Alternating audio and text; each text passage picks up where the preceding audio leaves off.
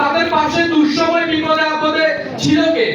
এবং কি আমাদের স্বেচ্ছাসেবকের যিনি আইন বিষয়ক সম্পাদক ছিল রুমিন ভাই, ইনস্ট্যান্ট যে কোনো গ্রেপ্তার হলে আমাকে রুমিনের কাছে তাদের অ্যাড্রেস পাঠাতে হতো, তাদের বিষয়গুলিকে দেখতে হতো।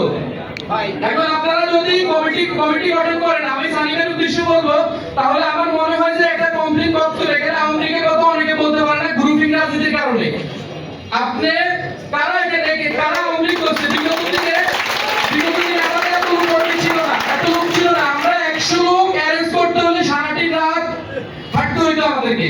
আমরা এত কর্মীও পাই না, এত লোক পাই না। আমার নগরের সদস্য সচিব এখানে আছে এবং আমার ওই যে নগরের সভাপতি ফরিদ ভাইও আছে। আমরা এত লোক পাই নাই। আপনারা, আমি মেহরবানি করে আপনাদের কাছে একটা জিনিস রিকোয়েস্ট করব, আপনারা একটা কমপ্লেইন বক্স করেন। কমপ্লেইন বক্সের মাধ্যমে যারা আওয়ামী লীগ এখনো ঘুরাচ্ছে, এই আওয়ামী লীগ আমাদের সাথে দুঃসময় থাকবে না, আমাদের মাথার উপরে এরা বাড়ি দিবে।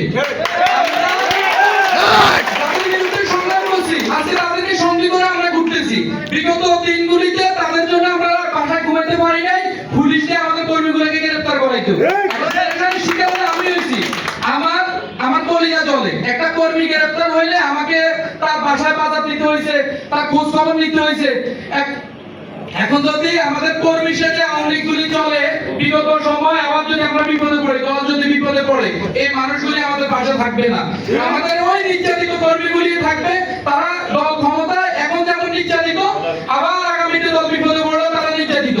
আমাদের তো নির্যাতন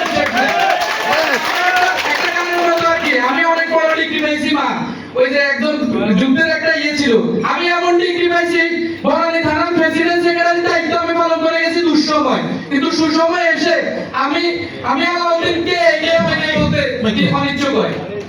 এখন বক্তব্য রাখবেন।